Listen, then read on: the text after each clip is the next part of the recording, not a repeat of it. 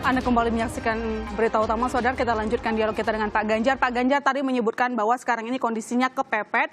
Kemudian tadi juga menyebutkan bahwa UMKM banyak yang terpukul, terutama untuk di sektor pariwisata. Nah, apa langkah jitu dari Pemprov untuk menyelamatkan UMKM yang saat ini memang sangat tertekan? Jadi awal itu Mbak, sekitar bulan Maret, bulan April kita sudah mendata, April kita eksekusi. Dari jaring pengaman sosial untuk masyarakat, nah kita sudah mendorong jaring pengaman ekonomi.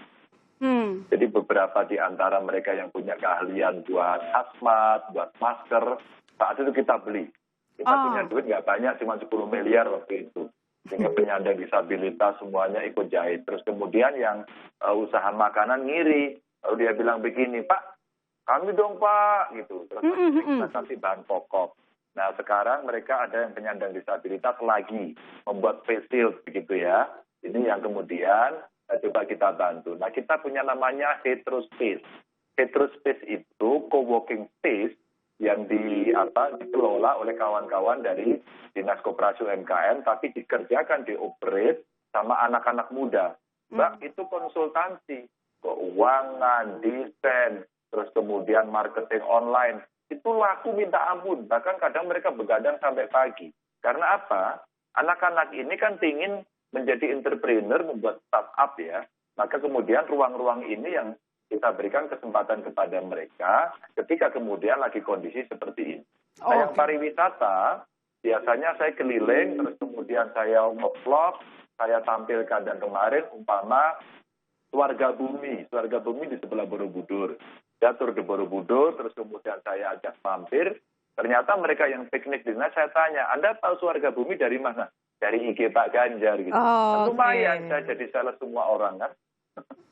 Promo dari akun Instagramnya Pak Ganjar. Jadi saudara Anda yang punya jualan mungkin bisa minta tolong ke Pak Ganjar biar promoin jualannya gitu ya. Oke. Pak Ganjar kembali ke membeli jualan teman. Pak Ganjar sendiri menggunakan produk-produk jualan teman nggak sih? Terus belinya pakai harga teman nggak? Enggak Mbak, kalau saya beli pakai harga teman kasihan, nggak tega saya. Kadang-kadang cara menawarkan aja wajahnya udah memelas begitu. Sehingga kemudian kita dorong. Ada Mbak karya bagus-bagus. Sama ada cewek mereka alumni Akademi Instagram kalau nggak salah. Satu bisa membuat sepatu bagus banget udah ekspor ke Jepang. Satu membuat rajut dari Solo itu bagus banget. Saya pikir harganya ratusan ribu yang ya 500, 600 sampai jutaan. Ternyata enggak, hanya 150.000. Saya beli 5 dong begitu. Serius nih Pak.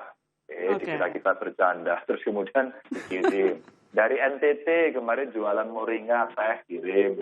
Dari Gayo Aceh jualan jualan kopi dikirim. Terus kemudian dari Jogja jualan makanan Mbak, tengkleng begitu ya. Itu dikirim. Jadi saya sekarang seneng beliin gitu, sambel, kering tempe, makanan yang sehari-hari memang kita makan kan. Dan teman-teman sebenarnya ASN kita, PNS kita kan mereka nggak mati pendapatan, bayaran tetap jalan. Atau kemudian itu saya endorse. Yuk kita beli yuk kita dorong mereka yuk, kita jualin yuk, kita konsumsi sendiri yuk gitu. Nah ini spirit gotong royongnya ada di sana gitu Mbak. Oke, promo langsung dari pimpinan begitu. Tapi Pak begini, kalaupun kita meminta orang lain untuk rajin membeli produk teman, yang ada kan sekarang misalnya di 2 bulan terakhir Jawa Tengah itu mengalami deflasi tuh Pak. Artinya kan ada daya beli yang turun. Bagaimana, apakah nggak sulit kalau misalnya kita minta orang untuk beli produk teman sementara ya itu dia tadi data deflasi masih selama 2 kuartal? Iya, memang Mbak, kan begini, yang deflasi kan ada yang terkena karena daya belinya menurun kan. Tapi yang masih rebutan sepeda merek tertentu, saya mau sebut nggak enak, sampai yang harganya ratusan juta itu borong Mbak. Sekarang yang lagi keranjingan sepeda itu membeli sepeda yang mahal banget, ngantri Mbak sekarang. Itu sepeda-sepeda semua laku semua. Artinya apa? Sebenarnya masih ada yang punya saving cukup. Maka saya katakan, kalau kami di Pemprov, karena ASN yang saya katakan tadi, bayarannya tidak kurang, mereka masih bisa setiap bulan mendapatkan, yuk kita bantu yuk begitu.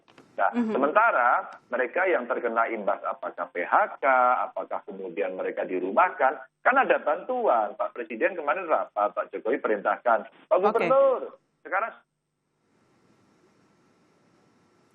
Nah yang ini kita kita gulirkan, kita dampingi. Maka Oke. kemudian memang daya beli yang turun itu sudah pasti Mbak, kita minus 5,9 pertumbuhannya kan. Tapi kan kita harus survive. Kita nggak bisa meratapi terus-menerus, kita mesti aksi toh. Maka kemudian kita gerakkan untuk menjual produk teman itu gitu. Dan Oke. beli di warung tetangga gitu. Beli di warung tetangga. Tapi begini Pak, tadi Pak Ganjar sendiri yang menyinggung soal bagaimana Presiden kan mengingatkan untuk pemimpin daerah segera merealisasikan anggaran di APBD dan juga seperti Bansos tadi Pak Ganjar juga menyebutkan hal demikian. Apa programnya dari pemerintah Provinsi Jawa Tengah untuk menyelamatkan para UMKM ini dari Ya, dana yang sudah ada? Ya, ini pertanyaan bagus ya. Jadi waktu saya punya duit 1,1 triliun untuk saya bagi membeli kebutuhan masyarakat, nah, itu PT POS saya minta untuk menyalurkan. Bahkan sampai ke Jabodetabek, ya warga Jawa Tengah di sana. Terus kemudian belinya dari mana? Belinya dari warung rakyat yang sudah mengorganisasi diri dan badan usaha milik desa. Maka artinya saya ngasih uang ini bukan kepada kontraktor besar, enggak, pada warung-warung kecil. Maka PT POS agak rumit waktu itu, tapi kita bantu. Sebenarnya itu untuk mengenerate saja. Nah, setelah refocusing, duit kita ini kemarin masih ada yang saya tahan. Saya khawatir kalau terjadi umpama second wave. Kalau akhir tahun kemudian kita nggak bisa lagi belanja. Maka bantuan keuangan ke desa dan ke kabupaten kota saya izin pada kawan-kawan bupati dan kades, saya tahan dulu ya, begitu. Dan sekarang ternyata masih bisa kita penuhi dari hasil refocusing, maka ini kita keluarkan. Lumayan Mbak, ada kurang lebih 2 triliun. Nah kalau 2 triliun ini kita gerakkan, peraturan gubernurnya saya rubah. Agar kalian nanti belanjanya untuk pengadaan barang jasanya itu gunakan padat karya. Maka saya tambahkan aturan padat karya. Agar masyarakat di bawah juga bisa bekerja. Sehingga umpama bangun jalan, peralatan beratnya kurangi, ganti manusia. Sehingga mereka bisa mendapatkan upah. Dan ini yang bisa mengenerate. Dan perintah Pak Presiden, Pak Jokowi, kemudian kita sampaikan. Kenapa serapan Jawa Tengah baru 52%? Siapa? Kemarin masih kita tahan. Cepat belanjakan. Oke Pak. Nah sekarang kita belanjakan dan aturannya kita rubah Mbak.